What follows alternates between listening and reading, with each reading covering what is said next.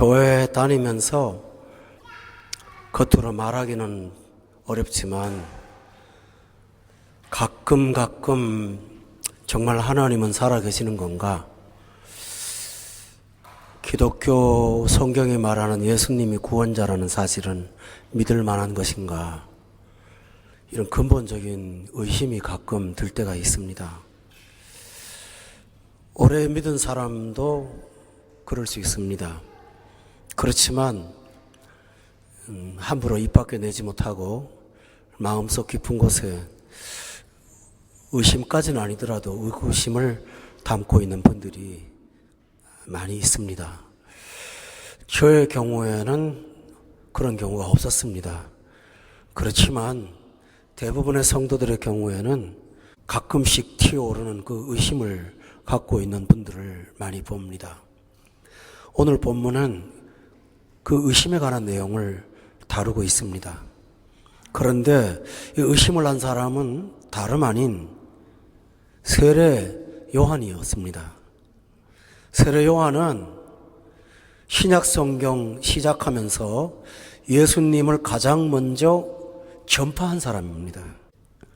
사람들에게 아직 오지 않은 예수님을 전하면서 그분이 오도록 기다렸던 사람이고, 나중에는 자기를 추종하던 제자들에게까지 예수님을 전도해서 예수님께 가게 했던 그런 사람입니다. 그런데 어느 날 예수님에 대해서 의심이 들어왔습니다. 우리가 믿음 안에서 어떤 부분적인 교리를 의심할 때가 있습니다. 교파마다 좀 다른 게 있거든요. 예를 들어 세례를 침례를 받아야 되느냐, 또 물세례를 받아야 되나, 이런 어떤 그런 상이한 견해들은 있을 수가 있습니다. 그런데 오늘 세례 요한이 갖고 있는 의심은 정말 근본적인 문제였습니다. 그는 감옥에서 예수님에 대한 소문을 계속 듣고 있는데 자기가 전파했던 예수님이 아닌 것 같은 그런 생각이 들어왔습니다. 다시 말하면 이 요한의 의심은 근본적인 의심이었습니다. 만약에 교회 다니는데 하나님이 안 계시고 예수님이 계시지 않는다면 지금 아무 의미가 없다라는 것을 생각할 때 이것은 굉장히 심각한 의심이었습니다. 저는 여기서 두 가지를 말씀드리겠습니다. 첫째로는 신실한 자가 의심했다는 것입니다. 또 하나는 의심을 하되 일단 하나님이 살아계신데 다른 것을 의심하는 것이 아니라 예수 그리스도가 구원자라는 사실 자체를 확신하지 못했다라는 것입니다. 이것은 위기 중에도 근본적인 위기입니다. 만약에 여기에 대한 해답을 얻지 못한다면 신앙을 떠나는 경우밖에 없겠죠. 또 제가 공부했던 학자들 가운데도 이런 의심이 들어와서 기독교를 떠난 사람이 있는데 그 중에 대표적인 사람이 진화론을 만든 찰스 다윈입니다. 이 다윈의 아버지는 목사님이에요. 목회자의 자녀로 커갔지만 그는 나이가 들수록 하나님의 존재에 대해서 의심하기 시작했고 급기야는 교회를 멀리하게 되었습니다. 이런 경우가 상당히 많이 있습니다. 그럼 왜 요한이 의심을 했을까요? 우리는 그 내용을 좀 생각해 볼 필요가 있습니다. 첫째로는 환경의 어려움이 영향을 주었다고 생각합니다. 예수 믿어서 요한에게 잘 된 게 없어요. 예수님을 전하고 나서 제자들 다 갔고요. 또 예수 믿고 바르게 살다가 감옥에 들어가서 나중에는 그 목을 잘려서 죽었습니다. 근데 그 죽음을 앞에 지금 놔두고 있는 상황에서 하나님이 정말 살아계신다면 이럴 수가 있는가 하는 그런 심각한 갈등에 빠졌을 거라고 짐작을 할 수가 있겠습니다. 그런데 그 사람은 평범했고 좋았던 날은 이렇게 말했습니다. 예수님은 흥해야 되고 나는 망해야 된다고까지 말했던 사람인데, 그때는 그렇게 말했지만 막상 어려움을 당하고 나니까 믿음의 혼란이 오기 시작한 것입니다. 우리가 환경의 어려움이 우리 믿음을 약하게 할 수도 있다는 사실을 우리가 오늘 본문을 통해서 찾을 수가 있겠습니다. 여러분이 어려울 때 항상 조심하셔야 됩니다. 사탄이 예수님을 시험할 때는 언제였냐면은 예수님이 40일 동안 금식하고 육체적으로 가장 연약할 때 사단이 찾아와서 예수님 시험했습니다. 이것처럼 우리가 어떤 환경의 위기를 만나거나 내가 원하는 것 뜻대로 안 되거나 이게 자꾸 누적이 되면 하나님의 존재를 의심하며 정말 하나님 살아계신 거야? 라는 생각을 가질 때가 있습니다. 그러므로 어려울 때 여러분이 더욱더 근신하시고 조심하셔야 됩니다. 두 번째로는 가장 근본적인 문제인데요. 진리를 알되 부분적으로 알아서 의심에 빠진 겁니다. 세례 요한은 예수님이 세상 죄를 지고 가는 하나님의 어린 양이라고까지 말을 했습니다. 십자가에 달려서 돌아가실 구원자라는 사실을 그는 말하지 않은 게 아니라 했었습니다. 그러나 그가 사람들을 모아놓고 설교할 때는 그의 설교에는 예수님이 구원자라는 사실을 말한 적이 없고 항상 그는 타작마당에 키를 들고 와서 심판을 하는 불심판의 심판주라고 소개를 했습니다. 세례 요한은 굉장히 의로운 사람이었어요. 근데 그 당시에 많은 부패한 종교인들을 볼 때는 그는 좀 이 세상이 좀 바뀌어서 개혁되고 심판받기를 갈망했던 그런 의의를 사모했던 사람인데 그의 마음속에는 예수님이 오시면 심판이 일어날 거라고. 그래서 그는 무서운 말을 했습니다. 독사의 자식들아, 임박한 심판을 누가 피하라 하더냐고 하면서 예수님이 오면 당장의 심판이 일어날 걸로 생각을 했습니다. 여기에 문제가 있습니다. 예수님을 알되 균형 감각을 잃어버렸습니다. 예수님을 알되 예수님의 핵심을 잃어버렸습니다. 예수님을 알지만 편견에 빠졌습니다. 자기 생각의 비중을 다른 데에 두고 정작 참 예수님에 대해서는 깊이 생각하지 않았습니다.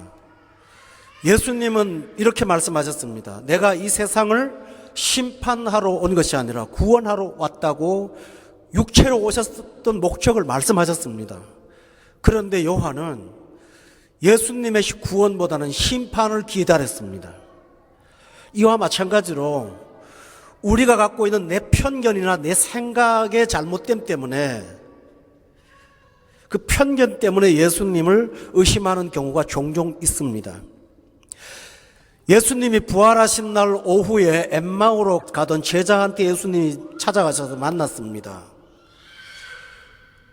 제자들하고 예수님하고 대화를 하는데 그 제자들이 예수님에 관해서 뭐라고 말을 하느냐 하면 우리는 그가 이스라엘을 구속할 자라고 바랐노라. 민족이 고통을 당하는 데서 해방을 시킬 것을 바랐노라. 그런데 그가 십자가에 처형된 지 3일이지만 아무 일도 일어나지 않았다. 그래서 그들은 낙심을 하고 엠마오로 내려가고 있었습니다.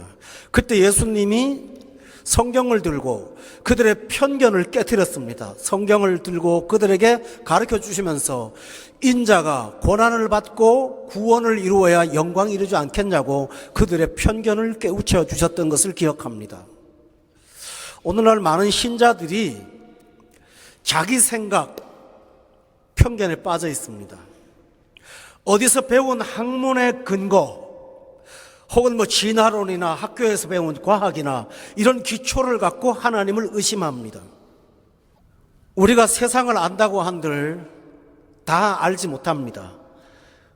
고린도전서 13장에서 바울은 우리가 지금 이 세상에 있는 동안은 알아도 부분적으로 안다고 그랬어요. 봐도 희미하게 보이고요. 생각하는 것은 어린아이와 같다고 그랬어요. 장성하기 전까지는 그런 상태에 있는데 자기 자신이 갖고 있는 불완전함을 생각하지 않고 내가 판단하고 내가 부른 것을 만물의 척도로 생각하는 무서운 편견 때문에 예수님을 의심하는 것입니다. 학문은 날마다 개정판이 있습니다. 여러분 다 아시죠? 성경을 빼놓고 일반 책들은 다 개정판이 있습니다. 개정증보판이 있습니다. 과학도 객관적인 역사도 개정을 합니다. 고고학적으로 발견 하나 되면 역사의 관점이 바뀌어요. 역사라고 해서 객관적인 게 절대 아니에요. 이 세상에는요, 바뀌지 않는 거는 누가 그래도요, 야구 스코어밖에 없대요. 전부 다 바뀌어요. 그런데 개정중복판을 만드는 이 변동 많고 불완전한 지식을, 그것도 그 지식의 100%를 다 아는 것도 아니고 조금 공부했는데 그걸 갖고 이 세상 모든 만물이 조성되기 전에 영원부터 계신 하나님의 존재를 그걸로 의심한다고 하는 것은 여러분 객관적입니까? 논리입니까? 객관도 아니고 논리도 아닙니다. 나중에 온 책을 갖고 먼저 계신 존재를 어떻게 증명을 하려고 할 수가 있겠습니까? 여러분 수학에서 증명을 공부하지 않았습니까? 저는 수학 공부할 때 증명이 제일 좋았습니다. 그게 쉽거든요. 나머지는 어려워요. 증명이 안 되는 부분들이에요. 지금 요한이 그래요. 문제는 아주 불신자가 아니고요, 누구보다 예수님을 잘 안다고 하지만 그 사람은 예수님을 아는 지식에서 조금 기울어져 있었어요. 심판 중인 거예요, 주님이. 감옥에서 듣는데 악한 사람을 해결하거나 심판하는 거는 들어본 적도 없고, 병 고치고 고통받는 사람들을 해결하고 전부 치료만 하시고 그런 얘기를 계속 듣다가 보니까 이게 내가 생각했던 그 예수님이 아닌데 의심에 빠진 것입니다. 성도 여러분, 여러분이 갖고 있는 의심의 근거, 기준이 무엇인지를 한번 생각해 보십시오. 막연히 집에 있다가 정말 하나님이 살아계실까? 하고 문득 떠오르는 어떤 생각 하나가 성경 전체를 부정할 만한 질량이 되는지 한번 저울질 해보시기를 바랍니다. 학교에서 배웠거나 아니면 어떤 혹자가 쓴 어떤 논리적인 책들을 읽으면서 그 사람의 관점을 보면서 이 비중 있는 성경을 여러분이 어떻게 대하는지 한번 살펴보시기를 바랍니다. 편견의 근거가 무엇입니까? 그 기준은 무엇입니까? 돌아볼 필요가 있습니다. 그런데 요한은 또 하나 있습니다. 자기가 예수님 때문에 인생을 다 바쳤습니다. 제사장의 아들로 태어났지만 제사장이라는 특권의 자리를 일부러 버리고 광야에 가서, 아시죠? 옷을 누구보다 남루한 낙타 토로로 된 가죽으로 옷을 지어 입고 먹을 것이 없어서 메뚜기하고 들에 있는 꿀을 따먹으면서 살았던 그런 사람입니다. 그 목적이 뭔지 아세요? 단 하나, 예수 때문에 그러고 살았어요. 일생을 그러고 살았는데 정말 저분이 내가 그렇게 투자했던 대상이 아니라면 나는 지금 헛수고 한다라는 거에 대한 허무감에 빠져버린 거예요. 신앙생활의 가장 큰 위기가 바로 이겁니다.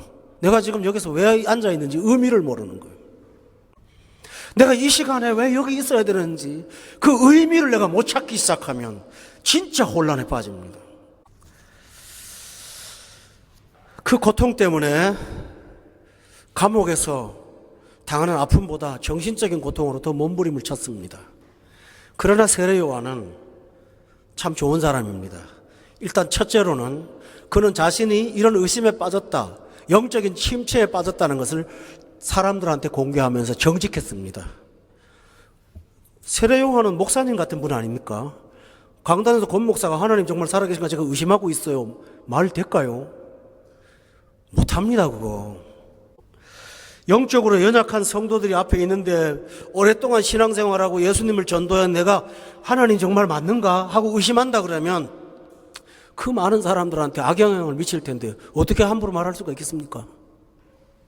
또 다른 한편으로는 저 사람 지도자라고 다 따라왔는데 저 사람이 저런다면 그건 뭐야? 엄청난 실망을 주게 될 거라는 생각을 하지 않겠습니까? 대부분의 신자들이, 오래된 믿음의 사람들이 전문 용어로 나 교회 다니다 번아웃 됐어요, 자꾸 그런 말을 해요. 그래서 여기서 두바이 같은 데 오면요, 기존의 교회에서는 눈치 보여갖고 안 다닐 수 없어 다니다가 여기 오면 그냥 방학 들어가는 분들 많아요. 작은 교회 가면 표정 하나 갖고 믿음 다 챙기니까 일단 큰 교회 가서 뒤에 숨어 앉았다 예배 드리고 가는 거예요. 그러니까 물어봅니다. 제가 왜 그러세요? 좀 쉬고 싶어요. 여기까지 와서 좀 그렇게 하고 싶지 않아요. 쉬고 싶은 사람이 대한민국 교회에 엄청나게 많아요. 그게 쉬는 건지는 잘 모르겠습니다만, 그러나 요한은 그렇지 않았어요. 내가 시험 들었다고 정직했습니다. 그것도 누구한테 한지 압니까? 자기 제자들한테. 지도자가, 예수 때문에 감옥에 간 사람이 제자들 앞에서 정직했습니다. 저는 많이 알고 있습니다. 의심에 빠진 분들이 자기 의사를, 나 의심에 빠졌어요, 나는 하나님이 없는 것처럼 느껴집니다 하고 자기 입으로 말하는 거 듣습니다. 여러분 좋아요. 숨겨두는 것보다는 어쩌면 나을 수도 있습니다. 그러나 그 다음 단계가 중요합니다. 그러기 때문에 나는 교회 안 나가, 그거는 정직이 아니에요. 그거는 불신과 하나님 앞에 대항하는 거예요. 세례 요한은 그래서 해답을 찾았어요. 이 문제에서 내가 머물러 있으면 안 된다는 걸 알았기 때문에 그는 답을 찾기 시작했어요. 답을 어떻게 찾았는지 압니까? 답을 예수님에게서 찾았어요. 사람을 예수님한테 보냈어요. 이게 중요한 거예요. 기독교에 대한 의문을 과학에서 해답을 찾으려고 하고요, 상담학자 가서 찾았고요, 타종교에 가서 찾고요, 어떤 선생님의 말에 가서 기독교 정말 그런가요? 하고 묻는 거, 그런 쓸데없는, 그리고 낭비의 그런 해답을 찾지 않았습니다. 정말 예수님이 진짜인지 아닌지는 예수님한테 물어봐야 되는 게 제일 정확한 거 아닙니까? 그래서 요한은 예수님에게 사람 보내서 노골적으로 물었습니다. 오신 그이가 당신입니까? 아니면 우리가 다른 사람을 기다려야 될까요? 여기에 세례 요한의 귀한 면들이 있습니다. 여러분, 시험 들면 어디 가서 풉니까? 어떤 분들은 교회에서 시험 들면 세상 사람한테 가서 풀더라고요. 많아요, 그런 분들이요.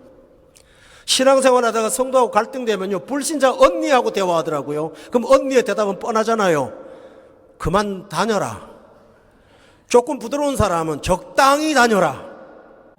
내가 뭐라 그랬어? 교회 가면 복잡하다 그랬잖아. 그 얘기 듣고 나면 그게 힘이 돼갖고요, 아이고 그러면 그렇지, 발걸음이 뜸해집니다. 학교 선생님한테서 물었더니 너 그렇게 답답하냐? 너 과학을 왜 배웠어? 아 맞지, 선생님이 한 말이. 나중에 그 선생님이 예수 믿고 돌아오면 여러분 어떡하실래요? 실제로 많거든요. 그 대표적인 사람이 이어령 교수입니다. 주님을 불신하다가 많은 제자들한테 주님을 불신하게 만들었던 그분이 나중에 예수께로 돌아오지 않았습니까? 그러나 요한은 그런 쓸데없는 곳에 가서 답을 찾으려고 하지 않았습니다. 이게 참 귀한 겁니다. 여러분 의심이 듭니까? 주님께로 가세요. 그게 정답입니다. 다른 사람한테는 묻지 마세요. 주께 가서 물으세요. 우리가 성경에 의심이 든다면 과학책 갖고 따지지 말고 성경을 갖고 해결하세요. 풀어보세요. 창세기에서 답이 안 나오면 로마서에 가서 창세기를 뭐라고 말하는지를 한번 찾아보세요. 로마서에도 답이 안 나오면 답이 있습니다. 갈라디아서에 가면 있어요. 찾아보세요.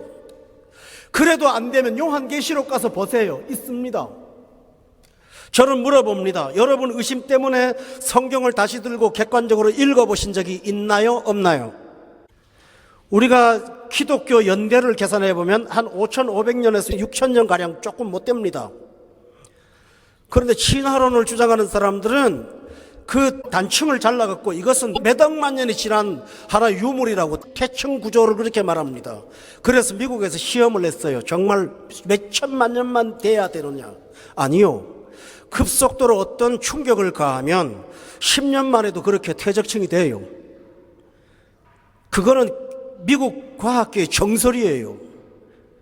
땅바닥에 있는 흔적 하나 가지고 그리스도 전체를 부정한다는 자체가 얼마나 어리석은 일입니까? 여러분 왜 그럴까요? 하나님이 만물을 창조하신 분이 만물 하나를 그 화석층 하나도 수천 년 동안 놔두는 거 하나님 꼼짝도 못하고 태화를 기다리고 계실까요? 그런 분 아니세요, 여러분. 하다못해 무산담 가는 데 가서 그 벽 쌓인 데 가서 그저 퇴적층 한번 보세요. 그 굉장히 오래된 고생된가 그거 아닙니다, 여러분. 저도 그 정도는 알아요. 지리를 공부했어요. 상당히 그렇게 오래된 근세에 일어난 어떤 단면층들입니다, 여러분. 문제는 뭐냐 하면 여러분의 방법이 다른 데로 가지 마시고 예수님께 의문되면 예수님께 가세요. 우리 한번 따라합시다. 예수께로 갑시다. 그때 예수님은 보낸 사람을 보고 세례 요한에게 해답을 주셨습니다. 본문 5절에 주님의 대답이 있습니다. 11장 5절에 다 같이 읽어볼까요? 시작. 나병 환자가 깨끗함을 받으며 못 듣는 자가 들으며 죽은 자가 살아나며 가난한 자에게 복음이 전파된다 하라 라고 했습니다. 첫째로는 예수님의 대답이 뭔지 압니까? 나는 심판하러 온 너의 편견에 맞는 사람이 아니야. 나는 구원하러 왔어. 편견을 깨우쳐 주셨습니다. 또 하나 있습니다. 여러분 되게 중요한 얘기예요. 이 이야기는요, 이 말씀은요, 이사야 선지자를 통해서 예언했던 말씀이에요. 근데 요한이 구약에 정통한 것 같지만 심판에 대해서 주님은 잘 알면서 이사야에 대한 성경을 그는 알지 못했다는 사실을 알게 되는 거예요. 여러분 다 아십니까?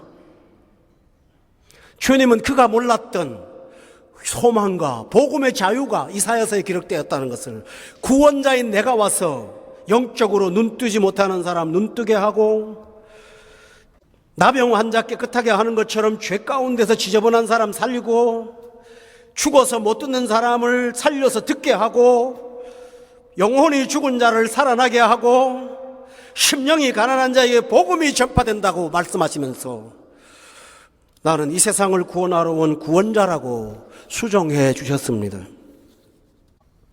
성도 여러분, 주님께 찾아가면 주님은 답을 주십니다. 그러므로 교회 여러분은 의심이 있던 주문들을 가지고 가서 예수께 나아가서 주님께 해답을 얻고 자유하시기를 주의 이름으로 축원합니다. 그리고 그 해답의 결정이 뭔지 압니까? 주는 나의 구원자이십니다. 예수님의 마음은 심판이 아니라 치유와 해방과 자유라고 말씀하신 것입니다. 이 이야기는요, 세례 요한만이 들은 게 아니에요. 교회 안 다니는 분들은요, 참 열이면 열 똑같은 생각을 갖고 있어요, 요한하고요. 아우, 교회 다닌다면서 그렇게 악한 사람을 하나님이 그냥 두십니까? 그 사람이 악한지 선한지 자기가 어떻게 안다고 그렇게 말을 합니까? 대부분 다 그래요. 교회가 있는데 하나님이 살아계시는데 이렇게 악을 취하지 않았습니까? 아프리카에서 죽어가는 사람 보고 어떤 기자가 그랬답니다. 하나님이 살아계신다면 이걸 방치합니까? 하고 그래서 나는 하나님이 없다고 봅니다 라고 항변하는 경우가 굉장히 많아요. 저에게 예수는 역사라고 하는 책이 있는데 그 책에 500페이지 넘는 곳에 그런 항변들만 갖고 연구한 책들이 있습니다.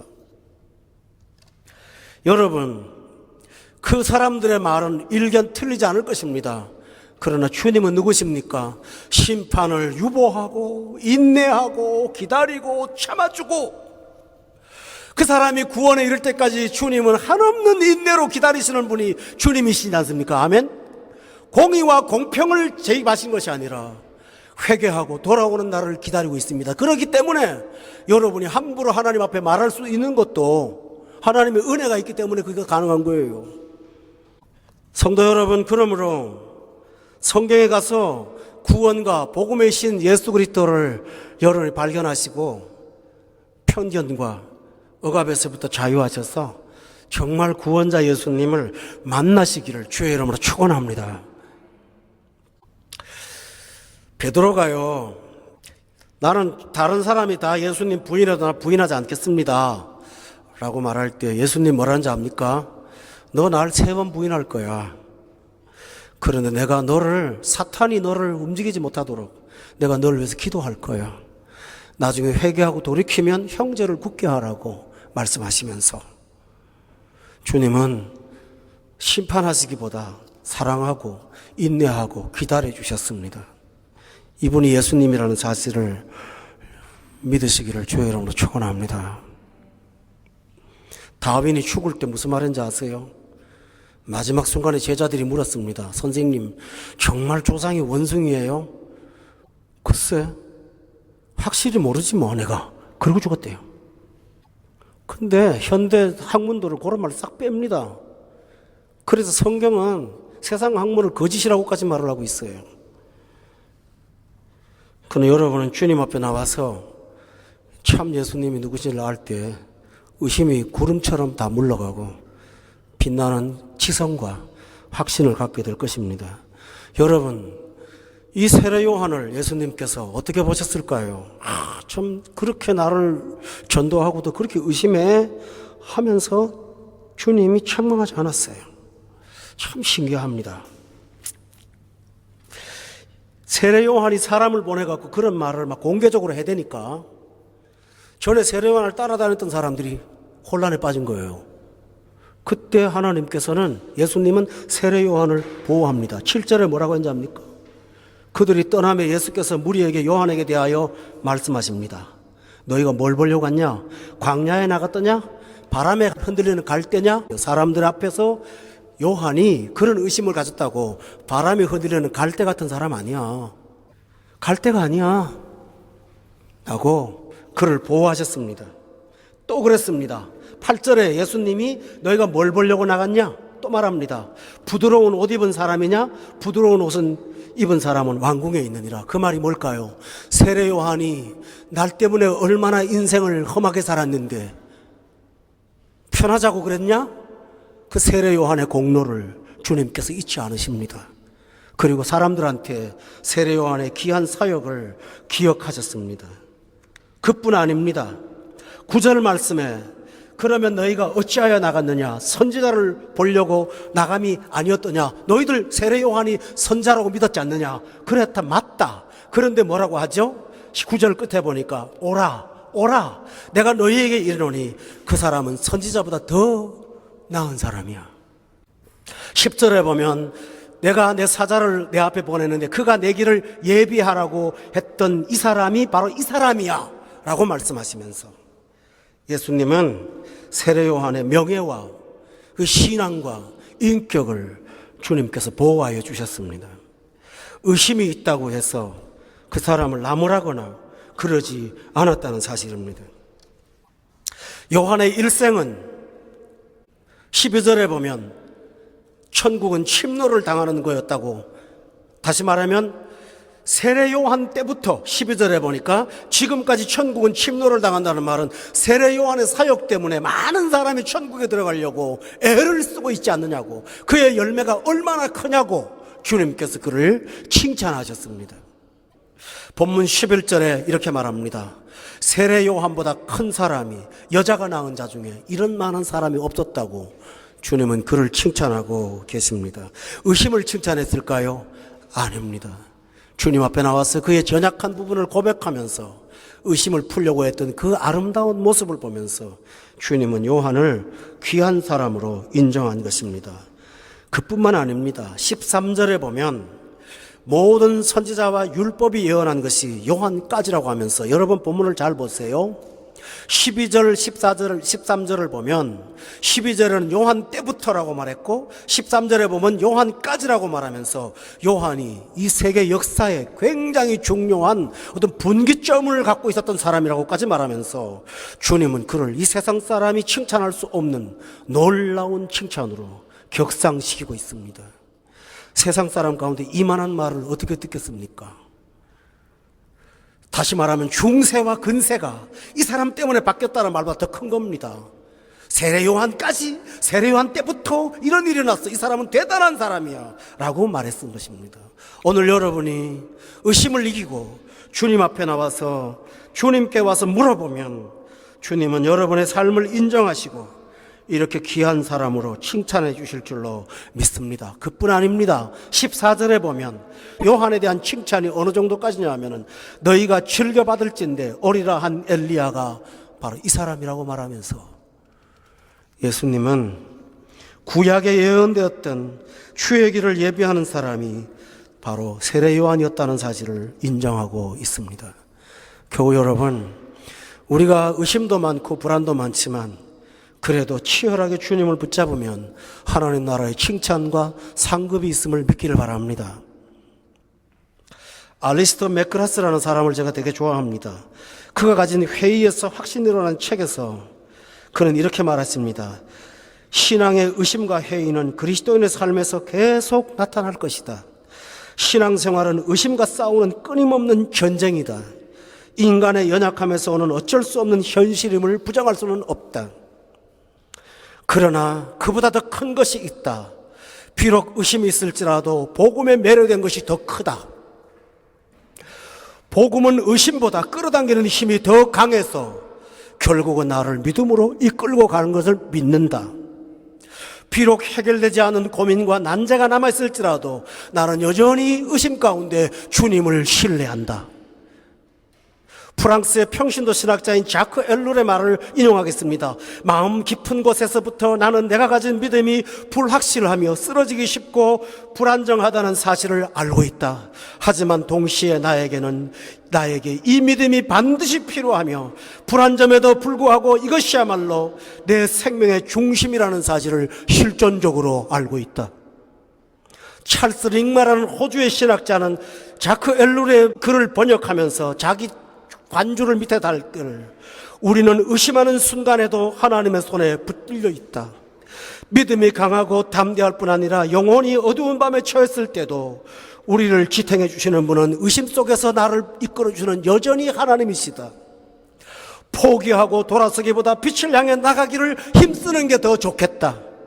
하나님의 대답을 기다리며 빛을 향해 나가기를 힘쓰는 것이 의심에 처한 우리의 자세가 아닌가. 링마의 말입니다. 주님의 말씀을 고백드리겠습니다. 사람 말이 아무리 좁아도 예수님 말씀보다 더 귀할 수는 없잖아요. 오늘 본문에서 예수님은 이렇게 말씀하셨습니다. 6절에 보니까 누구든지 나로 말미암아 실족하지 아니하는 자는 복이 있다고요. 나 때문에 실족하지 않은 자는 정말 복이 있다고요. 내 손에 다 잡힌 믿음의 증거가 100% 없지만은 그럼에도 불구하고 여전히 주님을 신뢰하는 것으로 실족하지 않는 사람은 복이 있다고요. 아직도 주님의 모든 것을 다 믿기는 어렵지만은 그러나 내가 모를 뿐이지 그분은 전능하시다는 사실을 인정할 때 그 사람이야말로 복 있는 사람이라고요. 주님은 그래서 다시 말씀드립니다. 누구든지 나 때문에 실족하지 아니한다면 그 사람이야말로 복 있는 사람이라고. 여러분 복 있는 사람 되시지 않겠습니까? 복음성가에 보면 하나님은 한 번도 나를 실망시킨 적이 없습니다. 언제나 공평과 은혜로 나를 지키셨습니다 라고 고백하는 것처럼 성도 여러분, 우리는 불완전합니다. 완전하지 못합니다. 저도 성경에 대한 해답을 다 갖지는 못하고 있습니다. 그럼에도 불구하고 여전히 신실하신 하나님을 신뢰함으로 의심을 이기고 믿음의 자리에 나가서 주님과 함께 날마다 동행하며 날마다 주님을 더 많이 알아가며 그 풍성한 기쁨의 은혜를 만족하며 사는 우리 모든 성도님들 되시기를 예수 이름으로 축원합니다.